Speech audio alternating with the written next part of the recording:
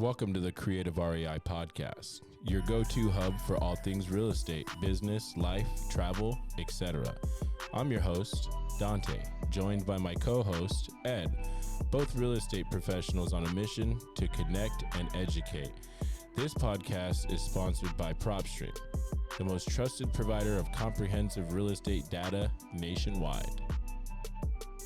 What's poppin', everybody? It's your boy Dante Pena with the Creative REI, and today's guest is changing the game. To all you wholesalers, to all you cash buyers wondering why you can't get deals anymore, to all you people looking at these people getting higher offers that you don't think are going to close and you're trying to follow up on them to find out that they close anyways, it's to this man right here.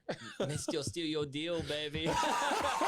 Steal your deal. Nah, CEO, appreciate it. CEO of Buyer Beater, Mr. Trever Ahing. That's me. Trevor, what's up, bro? How you doing, man? I appreciate it, dude. Glad to have you here in San Diego, coming up from Temecula, the wine country. Yeah, came on down, had to drop off some friends, kind of perfect. I have my wife and my baby. They're over shopping a bit. They're in Little Italy, I think, having a blast. So. Little Italy, that's where we're going to be heading up to the meetup afterwards. Little Italy is a good place to be.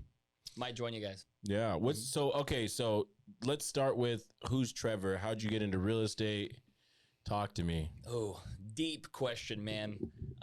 Well, I'm founder CEO of a company, called Buyer Beater. All right. This company focuses on creative solutions for sellers. And yes, it is mainly Novation sub-2 seller carry based, but I'll tell you right now, my entire spiel, like what I want to do as a business is to highlight wholesalers and flippers opportunities and take their dead deals and revive them and be able to breathe some life in them, right? Take the dead deals and turn them into something. Exactly. I do zero acquisition spend. Before I dive into that, right, because I know you did a phenomenal intro.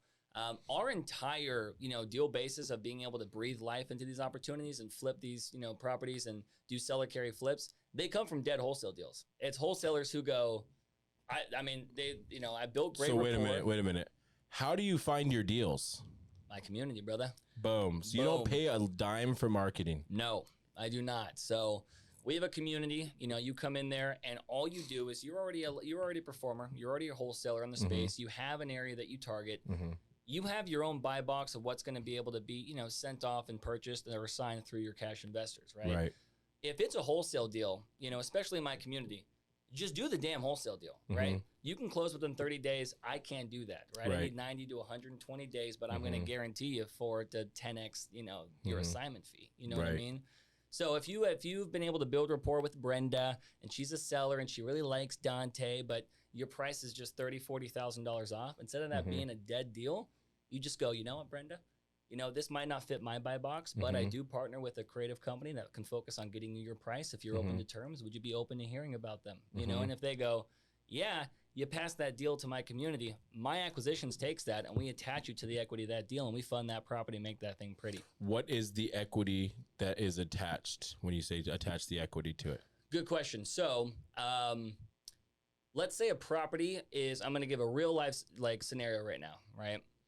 If a property is worth $500,000, fully renovated, like 2023 turnkey, let's say it needs $50K worth of work, right? And you want to make 20 grand on it. So at $500,000, at 70 cents on the dollar on that, minus, a typical wholesale formula. Okay. Minus your renovation, minus the fee that you want to make, you're coming around 280, 290, right? That's your cash offer. Right. That will work, if she's in a situation where she needs to close quick. But unfortunately, I love these PropStream glasses. Yeah. I feel Shout like out PropStream for the glasses right now. You don't have to look at the camera. I make Edward them because he's always wandering his eyes when we're recording. My guy. No, but at 280, 290, you've built rapport, right? You're offering that. And the seller typically goes, kick rocks. Like that shit's way too low. I need at least $350,000. They're almost offended. Yeah. Which I get it, right? That's why with wholesale, it is a means to be able to bridge a problem to a solution by giving them cash if they need it quick. But a lot of sellers are like, yo, I need more. Right. I'm not in a rush to sell. Yeah, exactly. Perfect. I'll give you the time to give you the price you want. That's a dead wholesale deal. But all you got to do is, in my eyes on that deal, right? You're offering $290 and they go, fucking no, I need $350. And you go, Brenda, I knew you were gonna say 350. You know, that's why I already went to my. What's up? I like that you said that. You're like, you know what, Brenda? You know, Brenda? I knew you were gonna say that. I knew it. I'm gonna take that. I'm using that line. Dude, now. I love it. Right? You know what, Brenda? I knew you were gonna say I knew that. it. Even though the name's not Brenda, Yeah. just call him Brenda. She's like, it's, I don't know, whatever. Fellas. And at 350, I say, I've already talked, to my team. We actually got you approved for our equity protection or equity split program, right? Would you like to hear more? And let's just say she says yes, right? And the property, she had tenants in there. They trashed the property, but she knows that she wants to make a little bit more. What my company does is that scenario of whoever's watching or listening or on the live, you already, if you're wholesaling, you go, dude, I know like 4 deals right now that would make sense. You telling me, how can you offer them $50,000, $60,000 more? I'll tell you. It's because the novation method, which most are familiar with the novation model, right? Right. Rich crushes the novation model. Rich Wonders, right? I love him. I still shout out Rich Wonders for Rich, novation. Man. If it wasn't for Rich, I would have never done a novation. He actually did my first one with me. Really? Yeah. I'm telling you, right? So there's 2 forms. There's novations is an umbrella. Rainmakers, right? But ironically, I know. The coincidence. I know. You focus on equity protection. That's what he does, right? He doesn't put money into these homes, but he's able to utilize the multiple listing service to find those conventional buyers to loan on these homes that might need some work, but are in a good place to have first-time homeowners be able to take over that loan conventionally, right? So it's an on-market assignment. What about the properties that are vacant? Or the tenants are willing to relocate and the seller's like, look, I can't sell for this price, but I don't have the money to renovate the home. Right. That's where I come in. That's why Rich and I team up a lot. We team up a lot. When it comes down to it, if that seller wants $350,000, I just say, what if I can do this?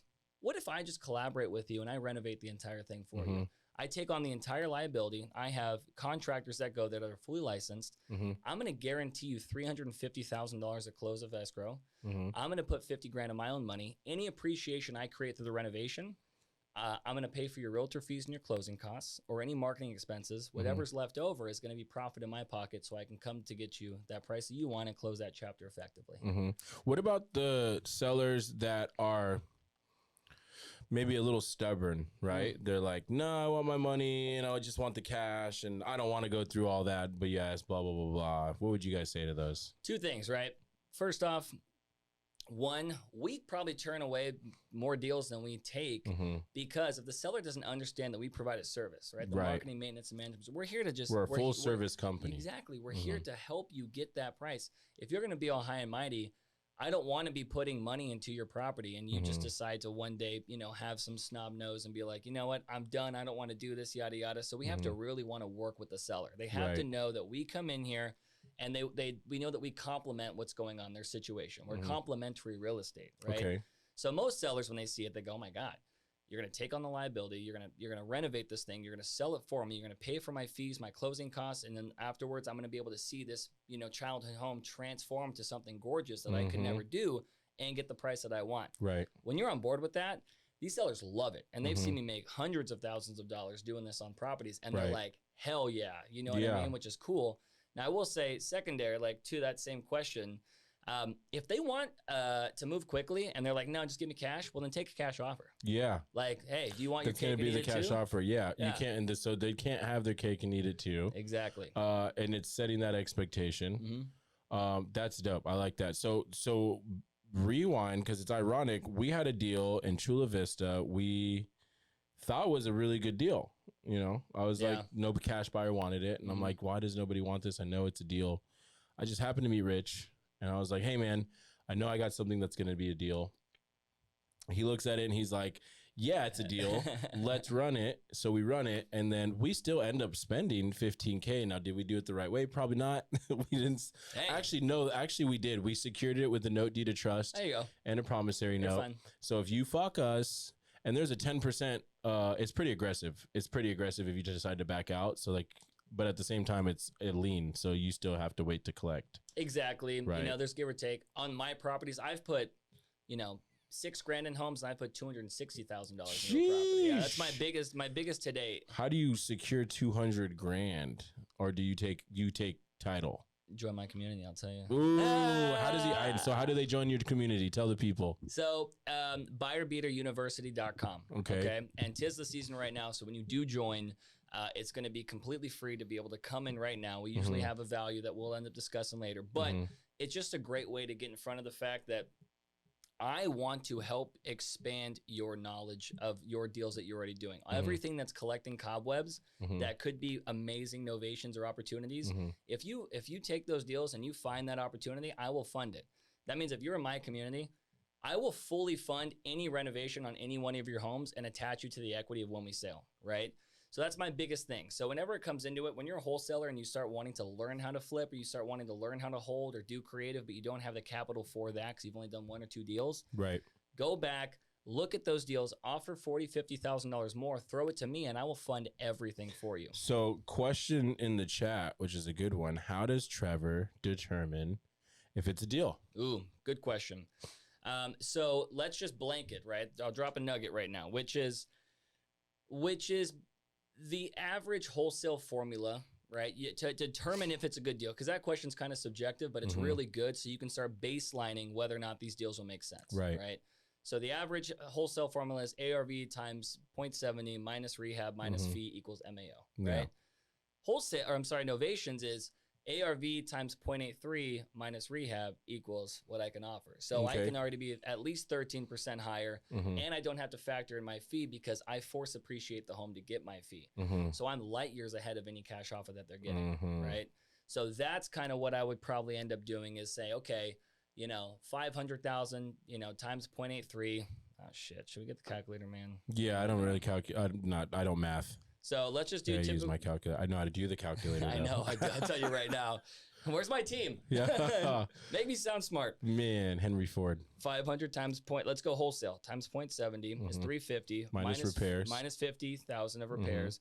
Minus you want to make 20,000. That's $280,000 on that same deal. And these are real numbers. 280,000. Pay attention. 280,000 would be your wholesale price. Yep. Maximum allowable offer, correct? To make 20 grand, yes. To make 20 MAO, you want to be able to move this. An investor wants to buy it. You're at 280 for a property worth $500,000. Okay. Now at 500, if we use the times 0.83, that you're at 415 minus the 50, you're at 365. So I'm about $85,000 higher than your offer. And I'll tell you right now, if we sold it for 500,000 with 7% fees, which means the reason why I do 0.83, ladies and gentlemen, is because there's 10% room for the appreciation, position of what you want to do. The other 7% is realtor fees and closing costs. Yeah. Right.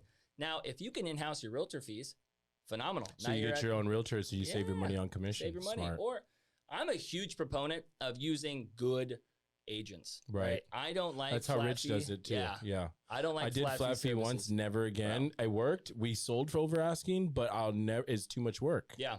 It's too much work. Yeah, I'll tell you right now, like it really is, because I want a subject matter expert. I want the same listing agent, because if I'm going to renovate this home, this is what I do. Our team calls. We have an agent outreach coordinator. He calls somebody who sold a home in the area. First off, somebody set aside to just call agents, an agent outreach coordinator. Yep. I like that. Yep. And it's huge. I mean, the lifeline of our deals is the on-market approach. So why not have an entire, department dedicated to building those relationships? Yeah, that's dope. Because we're nationwide, right? Yeah.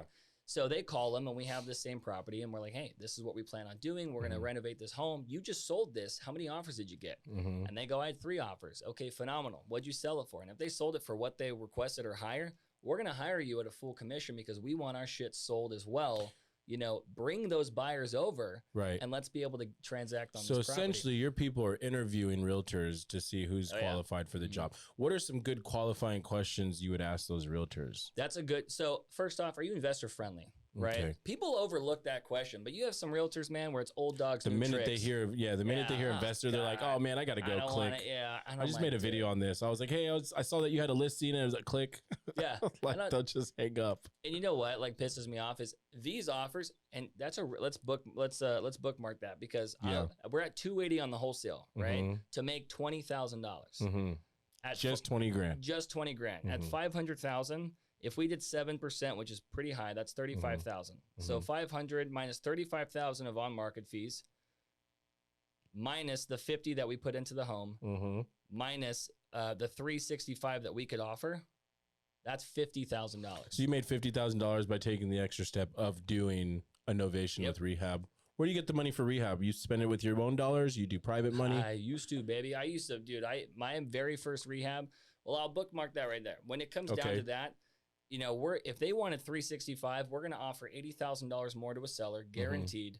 And instead of making 20, we're going to make 50,000, which is 100% cash on cash. My 50 just made 50,000, right? Now, if you brought me that deal and you said, I don't have 50 grand, that's fine. You just have to find the seller who wanted to sell for 365. Right. I will bring the 50 in, and then I attach you to the equity on the back end, depending on what we're able to make. So it's a dead deal, right? You're going to come in there and make a bunch of money off of my money just by acquiring opportunities for us, right? So that's massive, and that's exactly why we always want to make sure our wholesalers and our versus them trying to eat. wholesale it themselves for 20K. Not to mention dead deals. Yeah. So deals that they thought were dead deals, we can revive. Number one. Number two, let me just make this known. If you've never done a novation before, we all know people are hearing it. It's the new hottest thing. I see a lot of this stuff on the internet. Can I get a contract for novation paperwork? Guys, it doesn't matter if you have a contract or not. If you've never done a novation before and you do it on your own, you will fuck up. Preach, baby. You will fuck up. And I'm not trying to be like professional about this because I left the corporate world for that reason. Link up with somebody, squad up with somebody who's done novation before, do one deal with them. And then if you want to go do it on your own afterwards, that's fine. But stop trying to cut out people because you want to get it all, right? The bears eat, the bulls eat, but the pigs get slaughtered. Boom. So continue. Dude, I'll tell you right now. I mean, my biggest thing, I used to do high ticket stuff, right? Where I would sell private mentorships for years in novations because I was really, you know, it wasn't huge, but I was doing good, making, you know, doing 3 or 4 a quarter. Because mine are different. I force appreciate the homes. It's a seller finance flip. I put money into this and I protect my position and I sell it. Yeah. Which means I don't just put it on market, which I still do. I think that novation method is fucking fire. But if you have an empty property and you're like, this could be worth way more, the seller can't renovate it, I'm going to work her into her equity and make a bunch more money by renovating it. I will do that. So that's my niche, right?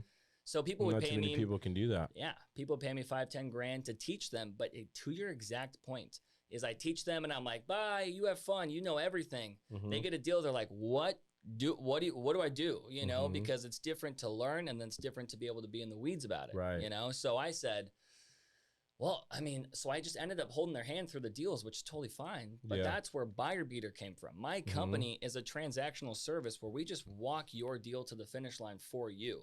That's why you acquire the deal. I dispose of your deal. I fund it. I move it with my agents, my project managers, my contractors, my everything, and I move it. And that's exactly why it's a collaborative effort. So it'd be safe to say you don't even have an acquisitions. No, the only reason why we do have an acquisitions department. We close on behalf of the wholesaler. You don't even have to close your deal. You just have to be able to say, yo, dude, I think this is going to be a good novation. Yeah. We do the numbers and we go, Dante, you're right. Okay. I have then you tell that seller, because you built rapport and you say, hey, I'm going to have you contact, you know, a company. They're called Buyer Beater. I work directly with them. They're phenomenal. And then that way, when you do that warm handoff, my closer page gets on. We build that rapport. We give her our seller credibility package. We show her our investor credibility package.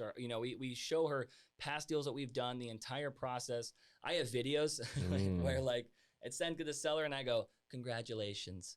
You've been approved for our equity split model. And sellers love it, bro. You know? It's good. It's professional. It's actually very professional. It is so great. And they like, oh, you know, and I explain all of the hard questions. And when they go, I want to move forward, everyth's laid out. And then so maybe I've been proven wrong. Okay, so there's a little bit of professionalism we got to carry, guys. I apologize. Trevor's proved me wrong. No, you're good. I guarantee it's still the sellers, bro. Yeah. They could still watch this podcast and be like, yes. I do say some off the wall shit. I remember one time I was on a Zoom with the guy and he had his shirt off on Zoom while we were all dialing. And everybody makes fun of him of always dialing with his shirt off. You know who you are. Yeah, you know who you are. My boy Jordan. And so I made the seller, after I closed them, I think this was my triplex actually. But after I closed the seller on this 0 down, taking over a 3% interest rate, I say, hey, look, we're doing a competition and I got everybody listening right now. I need you to do me a favor. I need you to tell Jordan to put his shirt on. She was like, Jordan, put your shirt on. Like, you got to have fun with it. Yeah, of course. You got to have fun with it. Oh, dude, why are we doing it if we're not having fun with it, brother? Exactly.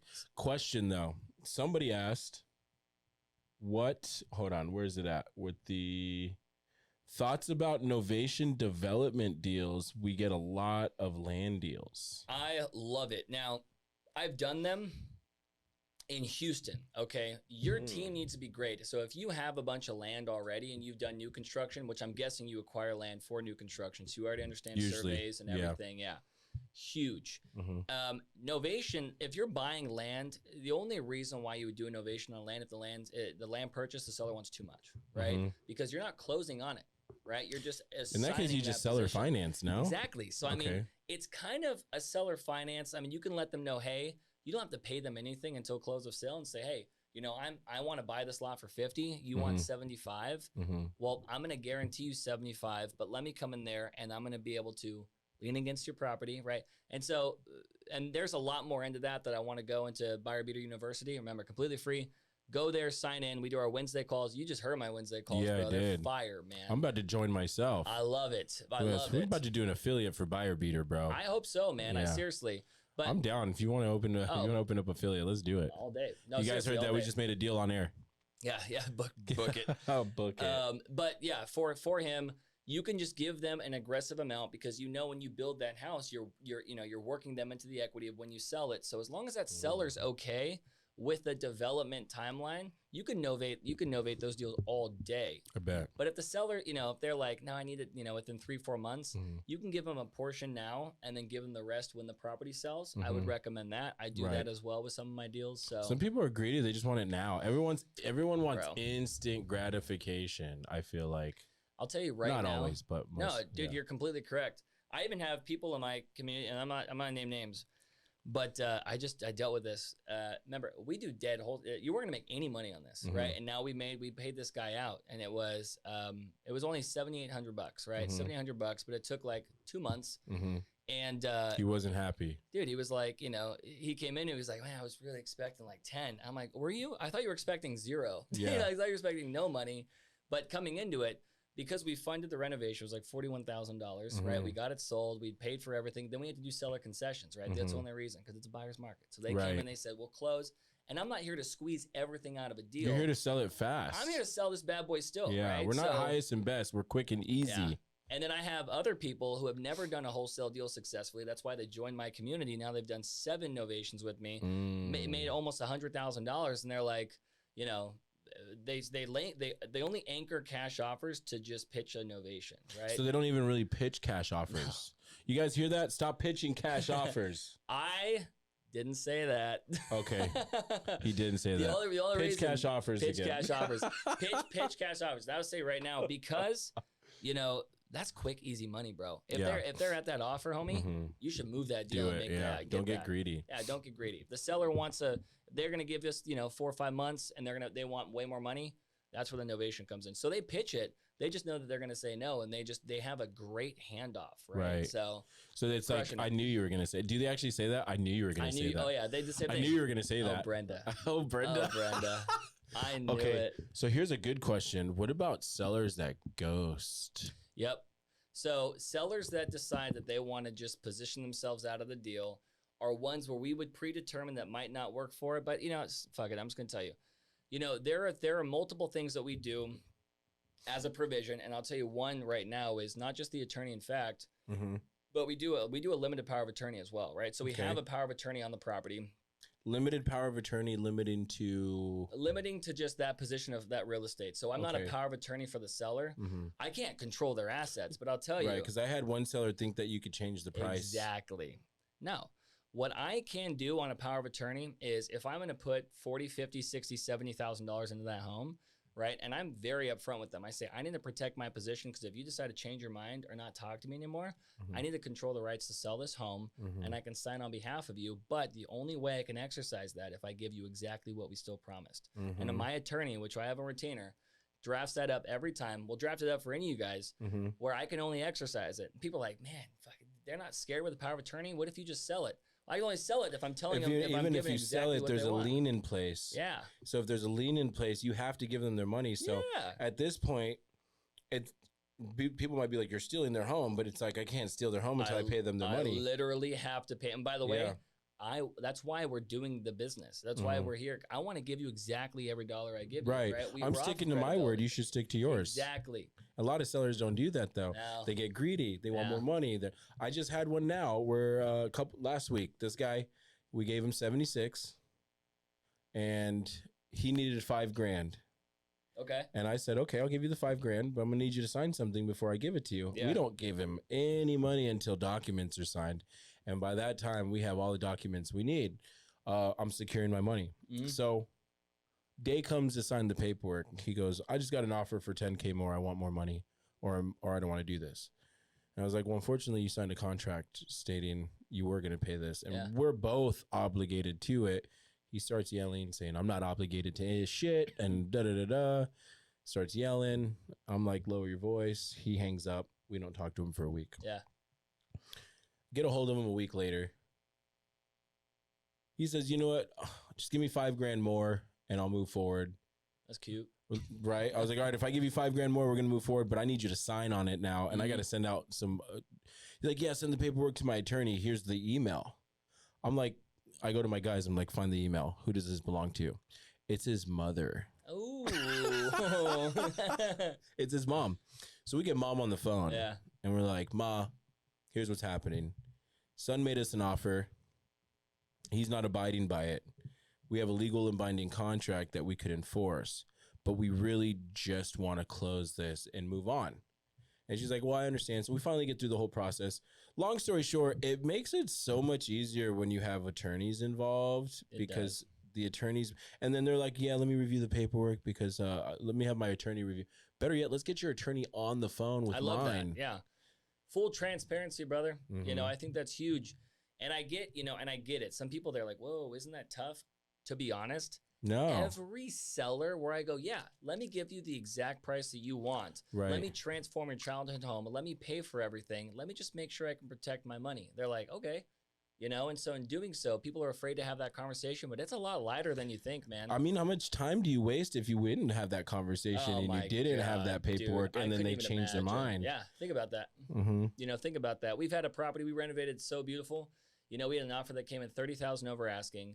10025 Orange Street. Do you guys want to go check that bad? It sold a while ago, but Tom, he came in and he looked at it and he was like, I fucking love this home. He was like, I want my son to buy it. I want my son. And I go, this is the seller. Yeah, the seller. And I'm like, well, can your son get pre-approved? Can you get pre-approved for this? He's like, no, I don't think I want to sell now. Yeah. So it came down. He was like, well, let me figure out yada, yada. I'm like, well, Tom, we have an offer that's well over asking. I will give you, 14-day grace period to see if your son can get approved. And they got approved for like $80,000 below what it was. And I'm like, look, and you know what? When we sold it, he wasn't upset, but I'll tell you right now, that's the situation we run in. They just love the work that we do. Do you still work with Tom? Because, I mean, that could have been an opportunity for Tom to find a house for Tom, fix it up yourself, and then make a profit off Tom. I've done, I did one in Sugarloaf with Tom. I did the property in Irvine and that property. And the thing about this is, people think I don't like wholesale. I still love wholesale. But I will say, you don't get residual business from whosale, right? A seller, when you sell to you, they're not like, you should totally use Trever. Like, he totally gypped me out of 40 grand of my equity. You know what I mean? Like, you don't get that. But, dude, it's, but there's a time and a place. It's true, though. It's true. That's true. I did an ovation in San Bernardino. Now he's a private money lender. The guy had a 1031 exchange.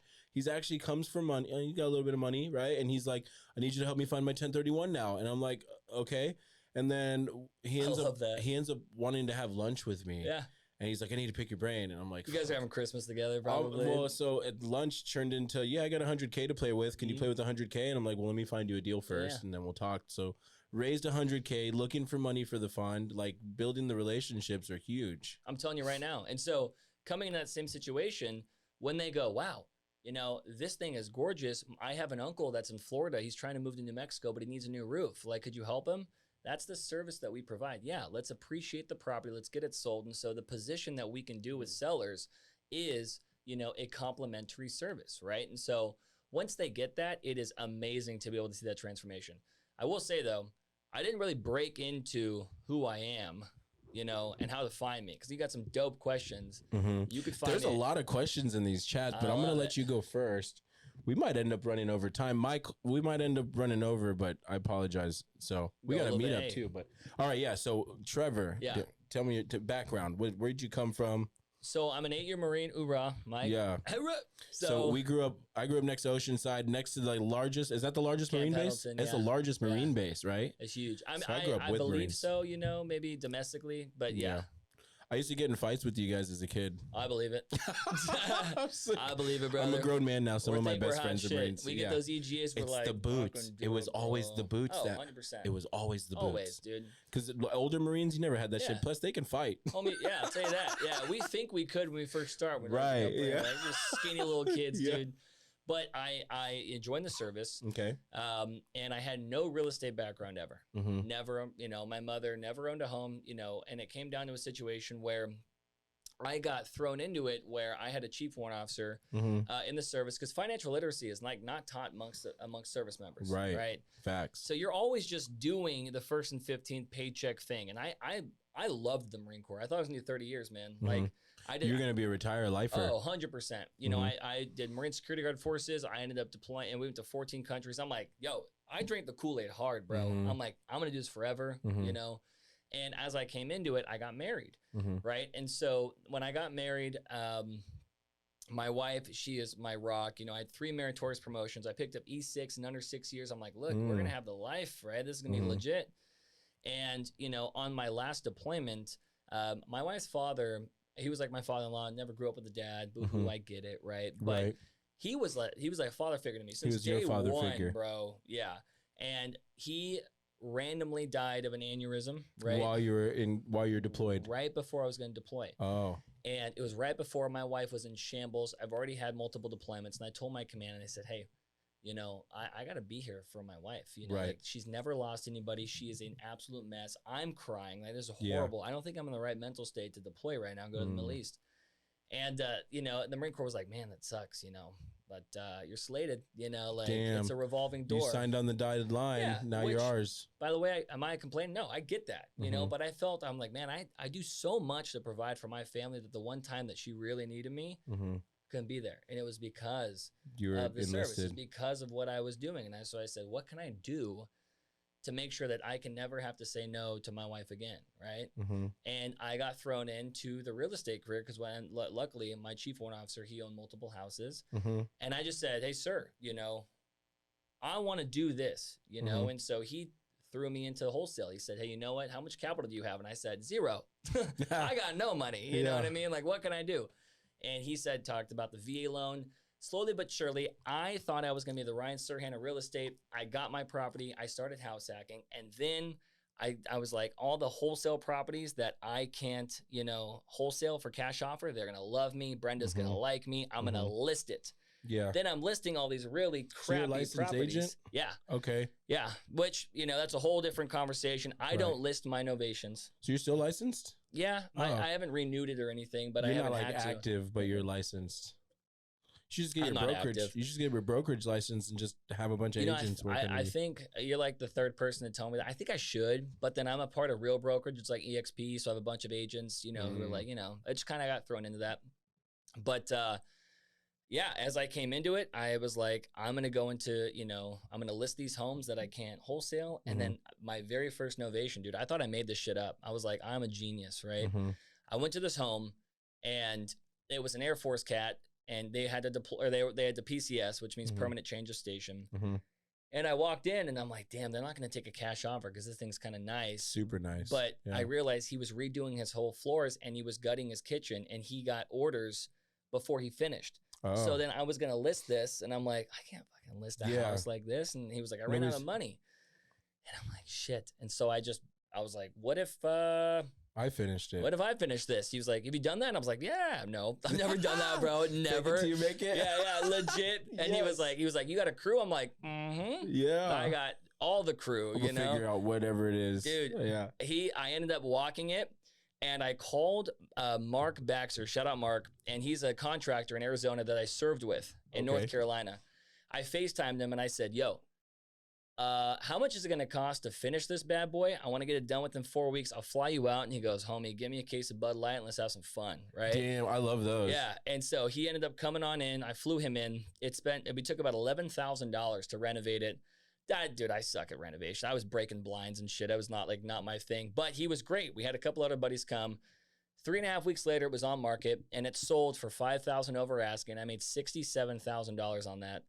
And I realized, I go, wait, I just made more than my entire year in the Marine Corps in 3.5 weeks by utilizing someone else's money to renovate a home I didn't have to own. That's insane. And I was like, I want to do this over and over and over. And I just went crazy. That's funny you say that. I worked at AT&T. I was making like 70 grand a year, which in Dallas wasn't bad at the time in like 2018. Man. Yeah. And I remember doing my first wholesale deal making 30 grand. And I was like, I've almost just made half my year's salary on one deal. Yeah. Jesus, why would I go back to anything else? I'm going to do that more. Right. Well, then it was like, 15, 27, and it started, and then it started blowing up. But, yeah, it's crazy what you get into. But so check this out. Have you ever considered franchising Buyer Beater?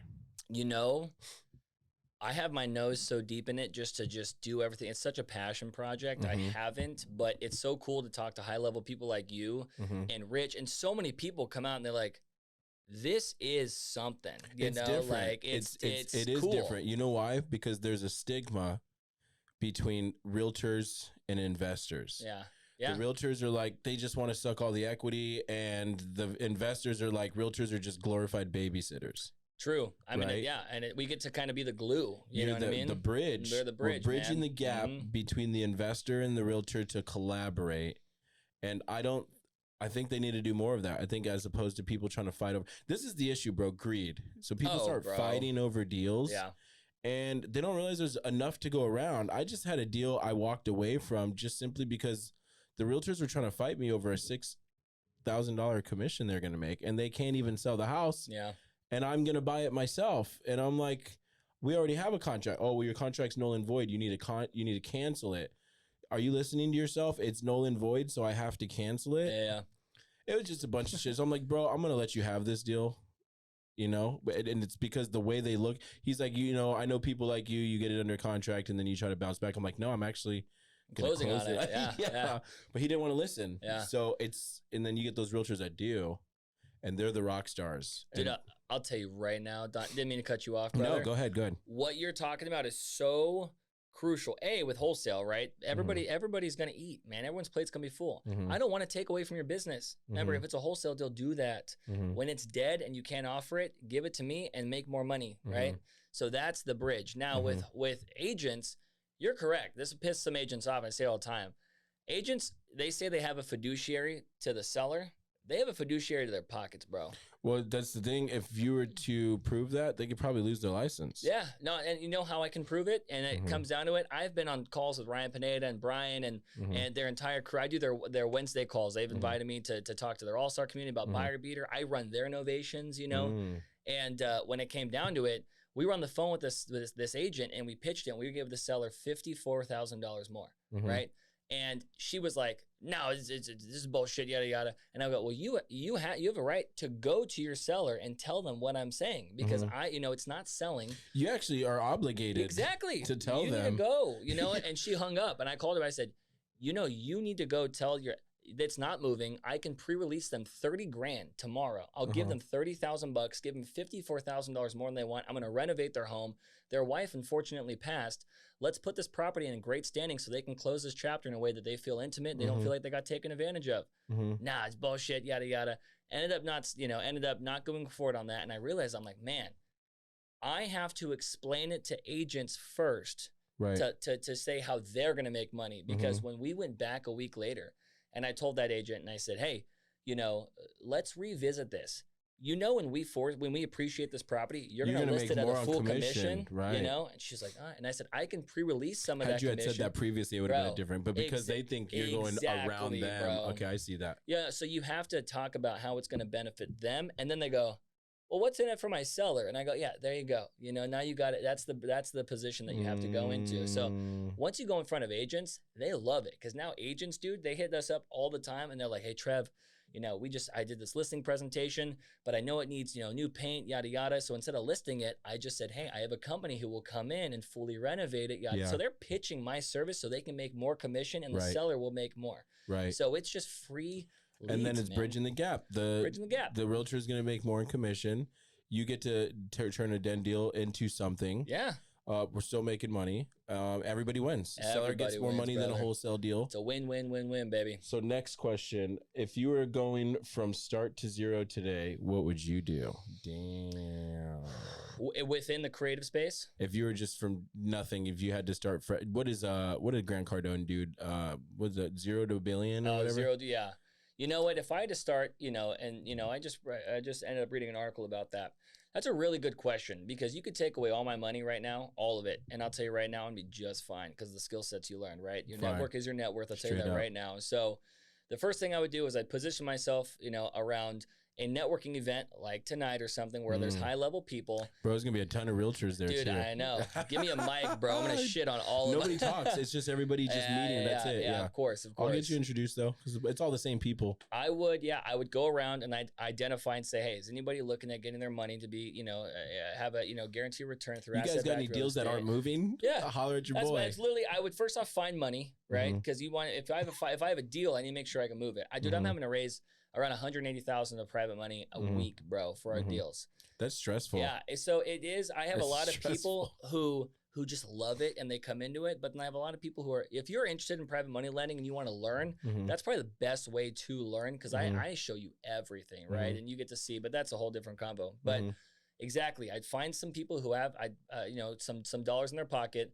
Then I'd go to agents and I'd say, hey, you got properties that are up there for 90 plus days are not moving. And I just go, what are you doing? Why don't we go in there? Why don't we fund this renovation? I'll go in there. I'll renovate this bad boy. I'll force the appreciation. You're going to give me my number. And I'm going to make your commission higher and I'll give the seller exactly what they want. I'm going to find one agent to do that. I'm going to document the whole thing. I'm going to make a credibility packet and then I'm going to ship that to every other agent and then be able to start building my acquisitions. Yeah. Guys, I don't know if you guys are seeing this, but this is hella gems. There's not enough people watching this live right now. You guys are missing out. That's on you guys. Next question. Where do you see buyer beater in 5 years? Ooh. That's a great question. People always say it's going to be a really good exit, but I'm like, man, I don't know. And I'll tell you, I personally, and you could think, I don't think you're going to think this is egotistical, but I want to be the Pace Morby of novations, bro. I want to be in a position where I can really dedicate, my craft to helping wholesalers transform their life through complementary real estate through buyer beater. So believe that, bro. So I believe it. If that's what you want, believe it. I do. Community is everything. Pace Morby is smart, man, because here's why. And this is what inspired me too, because with the creative REI, we have our own little community, right? Yeah. And his community is self-sustaining, right? Gosh, if you need to buy a deal, he can go into his community and buy a deal. If he needs to raise money, he can raise money. Whatever he needs to do, he just goes to his community. Why wouldn't you want that? No, 100%. And so far, it's the community that we have. It's ever growing. It's so collaborative. How many do you have in your community? Right now, we have 108. Right? 108 people. We didn't market it at all. This kind of came through my organically. This is all like without. Now I'm starting to be like, you know what? Maybe we really should, put this in front of more eyes. But it was a slow, sustainable, thing. But yeah, and out of those 108, we're getting about 25 submissions, a week to be able to move forward on equity split deals, and we're helping these wholesalers make so much more money through the novation model, right? And you're right. So where do I see buyer beater in 5 years? I see it becoming a household name, through the investment space. I truly do, because sellers, to be able to benefit a seller too, first off, the name buyer beater comes because I want to be able to provide a service that's going to beat out any other person's offer or any other buyer's offers by providing a simple solution for a seller in any real estate situation. Slogan. It sells itself. Boom. Yeah. Buyer beater. Yeah. Like it's almost psychologically, as soon as you say, hey, it's so-and-so with buyer beater, they already know psychologically that and you're Pace loved the name too. And I met up with Pace in Temecula. Yeah. And he was like, and I talked about it. He's like, that's fucking cool. That's a good name. I was like, done. Trey's stamped, cool bro. Name. Like, we're good. But I would love to look at, the franchising opportunity. I just want to be able to, be more of a name where we can provide more complimentary service to people who are looking at transforming from, a wholesale foundation into a creative foundation. I think that we're a perfect place for that, man. I think creative is the way to go. It's dude, getting outside the box. I mean, most people in this industry, they won one way, right? Whether it be flipping. And so they just want to stick to that one way, right? Yeah. Where creative, you have a bunch of different ways to go. And then once you start mastering what you're good at, it kind of just starts sticking to that. So like with you, I'm pretty sure you tried a bunch of different things, and Novations just happened to be the thing that fell in your lap to the point where you were like, this is it. This is my niche. This is what I want to do. So like same thing, creative finance. I mean, I'm able to bait some other people's offers and still take, title of the company while being able to give them their price and still giving me the time that I might 100%. need. Leverage is the name of the game. Leverage it gives you the leverage you need. That's it. That's what it is. Creative solutions for sellers, right? Creative solutions for sellers. You should do, when you go into our office, that's what it says, Buyer Beater Creative Solutions for Sellers. It's because we had to shorten our motto, and my TC did that, and I was like, that's kind of fire, so we kept it. But dude, you're completely correct. When you can come in there and not corner a seller, and you can provide them a plethora of different ways that they can make more money through terms and education, like sellers, dude, nowadays, they're not stupid, brother. Like sellers are younger, they're smarter, and they feel as if they have more options. So why are you not the one to provide those options? Right. So that's that position. What is some advice you would give to somebody wanting to do a novation for their first time? Are they putting money into it? Let's say they have no money. Okay, so they have no money. As most people wanting to get into wholesaling. Yeah. They don't have any money, but they want to do wholesaling because everywhere online says you can buy real estate with zero to no money. Yeah, exactly. Little to no money. You sounded perfect on that slogan too. I should be a radio today DJ. You can buy. But wait, there's more. We'll flip the house for you. Dude, that's so funny. Look, if you didn't have money, right, and this sounds so cool to you, why are you not in the Buyer Beater University community? I will pay for all of your stuff. And my biggest thing, dude, we've probably spent, I couldn't tell you, this year probably $40,000, $50,000 in education, right? Because you're always a student. So if you want to always be a student, come in there, where you put yourself in a position where you're not recreating the wheel. Just do what other people are doing. You learn from that, take a smaller position, stack up those smaller positions, and be able to have enough to be able to start doing it yourself, man. It's good stuff. Appreciate it. Where do you here's one. Who are your bigger influences in your life, in your business? Well, I'll tell you right now, if it comes down to who I feel I always want to get my direction from, it's my wife, right? I think she has always had my best interest at heart, and I'm a workaholic. So, and I know we talked about the business side, but I'll tell you, like, there is a certain give and take, especially as a newer father and as a husband, as a provider. You have to be able to balance those both. And if one ends up tipping too much, you're not going to be able to provide too much into that business. So having that groundedness by a woman who provides great emotional support, I love you, baby. It's the best thing. So on the business side as well, when that's balanced, are we talking about like people let's say role models. So like, could be Kobe, could be, I don't know, Gandhi. Both good, man. Both pretty damn good. I would probably say, I would probably end up saying, and I'm kicking, these are both names you're like, duh. But Pace, of course, is just the way that he can digest it and the way that he puts it out there. It really allows you to know it's attainable. And I think that's really cool and courageous of him. And I love that he's very grounded doing it. And then obviously, as I get more and more into business, the nuggets that you end up getting on just an entry level perspective, Alex Hormozy, of course, has insane stuff, man. If you ever read $100 Million Offer, there's so many things where he just gives the blueprint and tells you what you don't want to hear, but what you need to hear. Right. Because he can generalize it to where it fits you. Right. So you can make it your own. I need to apply this. 100%, dude. Interesting. So probably those two right now. And then other than that, because we're kind of newer in the space, I would say I lean very heavy on the team that we built. My business partner, Robert Bain, right? He's a realist. I'm a glass half full kind of guy. Buyer Beater Bane. That's actually his Instagram name. I know. Dude. I see him. Dude. I met Robert at the meetup with Pinedo that was thrown by it was Andrew Greer. Yep. Yeah. Met him on over there. He would finally change. Yeah, Buyer Beater Bane, baby. Yeah, I'd say those people, dude. I think that's I already have what I need in my circle, so that's dope. I'm pretty blessed.